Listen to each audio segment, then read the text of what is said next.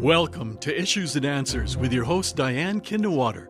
Issues and Answers is presented as a public service to inform, educate, and better the lives of New Mexicans. And now, Issues and Answers with your host Diane Kinderwater.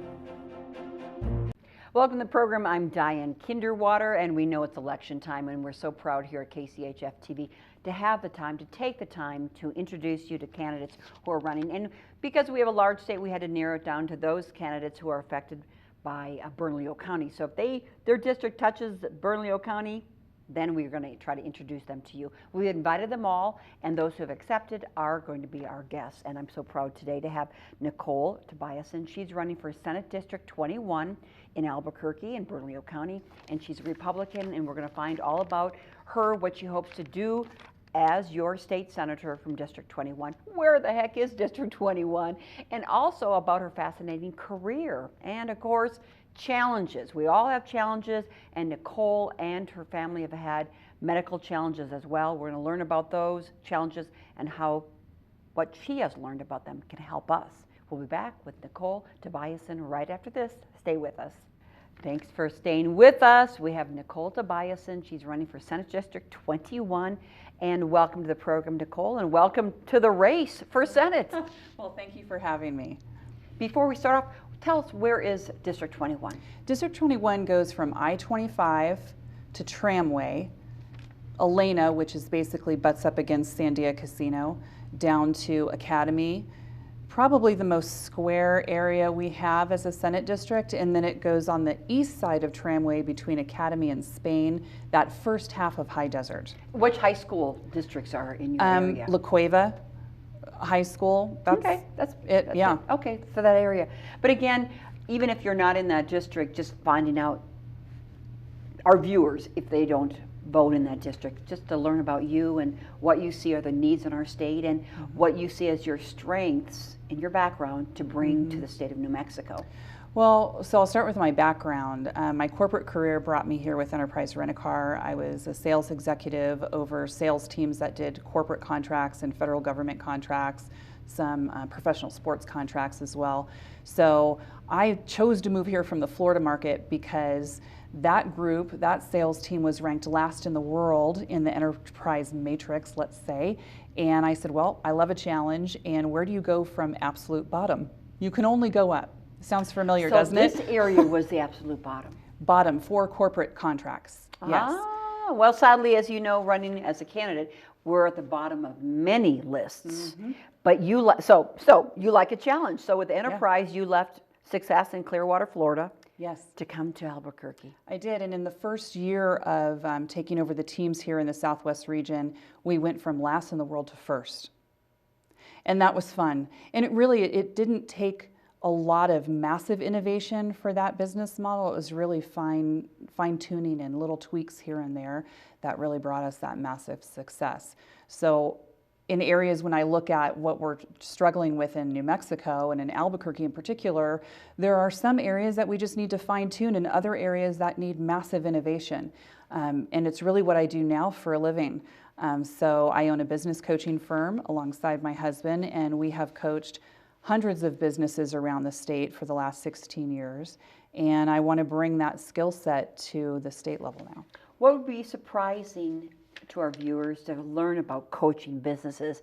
I mean, some things are kind of probably, I'm just imagining, Nicole, basic, because it's just the basics, and reminding people, you know, the basics are be there on time, answer your calls, reply, customer service is first. I imagine those are some of the things that are basic, but what else in a business model New Mexicans perhaps aren't really aware of? Well, it starts with leadership. Usually it's ownership and then core management within that team. Sometimes it's a shift in how they look at their business model altogether, but we don't really coach business, we coach humans who happen to own and run business. There's a difference, right? So it's working with who are they as a human, where do they need to grow in their communication and their leadership style, and then how do we help them affect the entire team, but then grow their vision for what they're capable of doing and producing, and how they give back to their community and their employees. So there's a lot that goes into it, and every business model is different, and I love that challenge. But a key sounds like Nicole Tobiassen, who's running for Senate District 21, is the leadership component. Acting like a leader, being a leader. Yes, and that doesn't come naturally for a lot of people. It's learned. So there are inherent traits that people are born with that make them just a natural leader, but it is something that can be learned, and that's something that we work on quite a bit with ownership. So taking those skills to the New Mexico State Senate and to the state of New Mexico to benefit us all, Yes. what skills would you be bringing? Well, obviously, I think we are challenged with some leadership across our state in a lot of different ways. So helping people understand that, one, they need to be coachable themselves as elected officials and not just blindly go along with whatever they're asked to vote on, right? Asking critical questions. Have I hit something? What, could you repeat that? Well, not blindly going along with, what's asked of them. The party. There's a lot of party line voting. Whether that's right or wrong, I'm not here to judge that, but maybe pausing and asking real critical questions, because the business coach in me looks at some of the decisions that have been made, especially over the last decade in this state and in our city, and I'm asking, where is the long-term strategic plan? Are we all aligned with where we're going and how we're going to get there? And if we have a strong strategic plan, I think what would be brought forward would be more impactful, and we'd have more cooperation from both sides of the aisle. If there were the plan, but who developed the plan, Nicole? Well, that's the key question, right? I mean, I think you have to look at leadership in both parties and in both sides, the House and the Senate, and you have to look up as well to the governor. I mean, just look at the special session. On crime that didn't happen. Correct. I was there. That cost taxpayers money. It costs taxpayers money. It costs time as well. And it was a gross waste of time, other than the money that they earmarked for the Ruidoso fires. Obviously, that was important. But if we're going to get something done, we have to stop playing, party politics, and we actually have to decide that we're going to all come together and do something for the actual residents of our state. But it seems like the party in control, the Democratic Party, which is in control of the U.S. Senate, the congressman, the House, the state Senate, and the governor's office, why do they need Republicans to come together? Because they're in charge, and they have all the power to make the decisions, although we're not improving in most areas. Well, I think the voter has to start asking critical questions, right? I mean, they have to take the time to understand who is on the ballot, what is their background, party affiliation, maybe, maybe not, but in this state, we have a long history of very proud Democrats and moderate Democrats who have the same values that actually the Republican Party, a lot of us have, which is family, faith, right? Just a foundation of normalcy. And what we have right now is so imbalanced in the legislature that we don't have a chance to have a voice. So it doesn't even matter what party you are. If you are someone who believes in hard work, in family, in the American dream, in capitalism, then you should be asking who is on the ballot and who is representing my voice. And I don't think we have that balance in this state. And we're still last in many areas. We're last in almost every area that we should be first in. And one of the things I'm repeatedly saying to people is, look at the natural resources we have in this state. Look at the brain power we have in this state with PhDs. Look at the labs. Look at the technology. We have more technology coming out of Sandia Labs than any one other place in the world. And yet we have it here. We have it right here. We're basically stagnant in growth and innovation. We have a dead downtown that no one wants to go to in Albuquerque, right?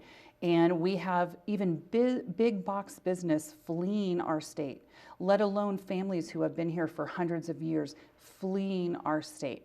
We should be the shining star of America, and people should be flocking here, and instead they're fleeing. So I want to be a part of affecting real change for everyone so we can live in safety and abundance. What are the folks in your District 21 telling you, Nicole Tobiassen? Number one, they're really concerned about crime and crime in relation to the border. And they're concerned about the economy and what's happening, and that we have stagnant growth in our state. And then I would say access to medical care. This is a huge problem that really is affecting everyone. And your family has been affected by that, and we're going to talk about that. Getting back to the border and your potential voters in your district, saying that crime is concerned the border. You had a relationship with the Border Patrol in your various past careers. Yes, in my corporate career now, we're going back almost 20 years. I went and did contracts with Border Patrol, the National Guard, and I've been down to the border in the past when we didn't even have the problem we have now. And I was shocked at what I saw. 20 years ago. 20 years ago. Now, fast forward, in July, I spent 2 days with Governor Abbott's team in Eagle Pass at Shelby Park and in Del Rio, where they're continuing the building of the wall system. It's not just a wall. I was blown away by the statistics of what has happened and what is currently happening, and how effective Texas is currently in tempering, let's say, the cartel's control of our border, which I think is important for viewers and voters to understand. The cartel really is in control of the U.S. border, which is appalling to me and should be appalling to everyone. What do you mean they're in control?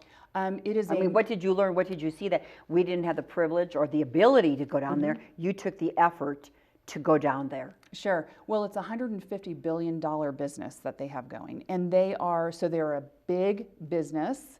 This isn't just a gang. You know, I think we have this idea in our heads, we're so far removed and desensitized to what's happening, that it's some kind of just rogue band of people causing problems. No. This is very structured. They're big business. They are solely responsible for the flow of fentanyl. And by the way, they love coming through here because we have the highway of I-40 and I-25. It is a huge system for them, not only to move fentanyl, which has touched almost every family I know of in this state and practically our country at this point, but also human and sex trafficking. And Arizona has kicked in now with the wall, so what are they doing? They're building a funnel, and that funnel is coming right through our border. So we should all be very concerned of what's happening there. And controlling the border and the flow of cartel activity and illegal activity does not mean that we're anti-immigrant, because standing there at Shelby Park, right up at the tip of it, is this massive bridge highway of a port of entry. And the federal government now has an app where you can be anywhere in the world and you can fill out your application to come through a legal point of entry. There is no barrier practically to come here, but there's no reason, and I'll give you an example. You can see it on my Facebook page, a video of me talking about this, but I was standing at the boat launch at Shelby Park where the Border Patrol is, and I was standing there for about 10 minutes. And where's Shelby Park? Shelby Park is in Eagle Pass, Texas.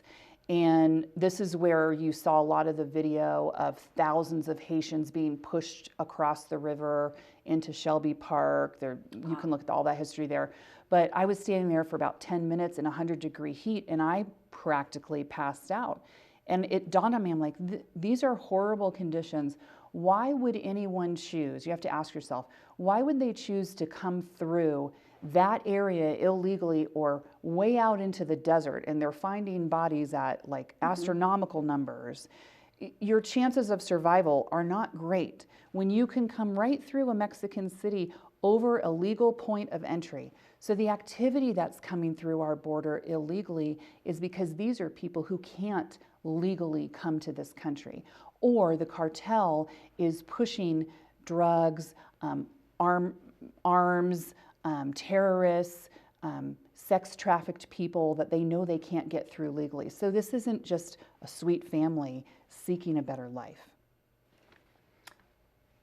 Not many people go to the border. Not many candidates go to the border. Not many officials go to the border. Not many higher position officials, presidents or vice presidents tend to go to the border. But you took the time to go. Why did you go to the border? Because I'm a lifelong learner, and as a business coach, I have to be congruent. I help business owners understand that you might know all the right things, but you're not implementing them consistently. So sometimes you have to learn some new things or some new habits. And how can I possibly be an effective state senator if I'm not willing to learn as much as I can firsthand? And I think our border problem and the cartels and crime and drugs has hit our state in particular so hard. I have to learn as much as I can about that. So I went because I wanted to see it for myself. And you brought a lot of knowledge to this program about the cartels being a big $150 million billion dollar business, Yes. and just not a ragtag group. And as we see when we go to our big box stores here, and we've all, I shouldn't say we all, but I've experienced people just walking out with hands full of things. They're not just a little gang. They are buying this for a big corporation. They have illegal a well-oiled machine. That is what every business owner wants to build, is a well-oiled machine, and they have done it. And they have it right here. And your voters are concerned about that. Absolutely, absolutely. And we got a dead downtown. I mean, all of us, if you don't live in your District 21, we would like to go downtown, but No, we avoid it usually at all costs, and that's sad, because a downtown is really the heartbeat of a city. It shows the health and vitality of a city. And right now, our downtown really exemplifies where we are as a state. We have a lot of challenges. We have stagnant growth. We need to reinvigorate not only downtown, but the entire state of New Mexico into that shining star that I told you I think we're capable of becoming. But in order to do that, healthcare is such an issue, and I know your family has been touched by it. As I'm not going to get it, as we all have. Yes. As we all have. Yes. So in 2017, my husband was in a car accident, and there's a lot of detail that goes into it, but he was in a critical state, let's put it that way. And he was in and out of the hospital here for about 2 weeks, where finally God lined up all the right people at that moment in time, literally, for me to get him on a medical Learjet to Cleveland Clinic. And I had to take him there because they were just going to let him lay here and die. They kept putting blood in him. He was having these bleeding episodes, but there was no answers to what was really happening. So I had to call on friends, and luckily we got him to Cleveland Clinic literally within hours of a bleed that would have ended his life if he were here. And I was there with him for months and months, and it took over 6 months recovery. He had to go to critical rehab, learn how to walk again. And I tell you all this detail because it was dramatic. It was as bad as it can be for our family. And now I fast forward to 2024. We have that many less doctors, and especially specialists. They didn't have the specialists here at that time that could help my husband. Think if that had happened now. And how many families in this state do not have a primary? I'm meeting doctors, Diane, who don't have a primary care physician. And they're doctors. They're like, hey, we can call friends, right? They're calling friends in other states and flying out of state for a regular doctor visit. They're going out of state. And they can afford their doctors financially. Well, some of them, and we can get to that. Oh, okay. Okay. Sorry, I presumed. Right? Let's look at it this way. We have the poorest population of people in our state, right? Over 18% of our citizens live in absolute poverty. How many people do you know who can just buy a plane ticket or research and find a specialist, a surgeon, any kind of doctor, and fly out of state? In my district, there are probably more people that can do that, and I know people that do, but what a shame that actually we have run that many doctors out of this state for a multitude of reasons. I think that we should be bringing forward solutions. We need to look at medical malpractice caps, which have destroyed their ability to get insurance. Our rural hospitals can't even get insurance. So if you're a woman in a rural town, which is over half of our women in this state, you can't even deliver your baby at your own regional hospital. It's not even offered. So you have to plan your delivery and drive for hours to get to a larger city and a hospital where you can deliver. And most of this is due to the policies from the state legislature. Well, yes, and I think it's a little more complicated than that. I mean, we do have medical malpractice caps that I understand there's both sides of this, but we do need to look at it again because our doctors aren't getting insurance. And if they get insurance, I'm talking to a doctor group right now who told me last year they had 0 claims, nothing went wrong, and this year their premiums raised over 1,000%. Doctors, if they aren't working for our major hospitals, are business owners. Okay, they do have to make some kind of profit, but they at least have to break even. And now we have over 50% who are on Medicare and Medicaid. That complicates it because we have the lowest reimbursement rate basically in the country. So they can't pay the lights, they can't give their employees raises. They can't keep their business models going. And they're looking also at cost of housing, our poor education, because they've got kids they've got to put in school. They're looking at the crime. And they're saying, well, gosh, I could go anywhere and all of those things would look better for me and I'd actually be able to make a living. Sounds like, Nicole, Tobiassen, it's a wake-up call for New Mexicans. We're at a crossroads. It's a wake-up call. I mean, do we want to continue being at the bottom? Yeah, we're at a crossroads, and I think people really need to look very hard this year at who is on the ballot and why they're casting the vote. Forget about party. Please look at the individual and do some research and ask yourself what's really important to you, what's hitting you. Can you afford your groceries? Are your kids getting the education that they deserve? Can you leave your house or even sit in your house and feel safe? And when it comes to things like doctors and police who need qualified immunity back, teachers, if we look at those key areas of professionals that we need desperately around the state, why aren't we taking some of our billions that we have in excess every year and putting together a short and long-term plan to get them to come back here? So I say, you know what, if you're a doctor in particular or a police officer, why don't we say you get 5 to 10 years moratorium on your state income tax and your property tax if you'll come here and live in our communities and serve our communities. And save us and serve us. Let's make it enticing. We do have billions of dollars things due to the oil and gas industry that some want to close down, but they are the ones who are funding our schools, they're funding our state, and there's additional dollars from their taxes. And you're saying invest those more wisely than we're doing now. Well, and my opponent on the Democratic side of the aisle wants to absolutely close down the oil and gas industry in the state. I say you are absolutely off. I don't know what budget she's looking at, but over half of our state budget comes from that industry, and 100% of our public education comes from that. And it's not, they're not the demons that she's trying to say they are in a lot of people in her party. And technology has come so far with what these businesses are doing. They're not destroying the earth the way some of them are trying to say. And everything in our life, almost everything we touch relies on those industries. I like the information on your webpage. Believe it or not, we just have a few minutes left. I know we want to touch on education, and I saw the number, we invest $29,000 of our tax dollars per child in Albuquerque Public Schools. At least. Okay, so if I had been coaching APS over the last few years, what would we do? We would look at bottom line profitability. I'm going to equate bottom line profitability to actual student outcomes. We are failing. We're so far off the mark. And I appreciate that they're bringing forward new ideas and new systems.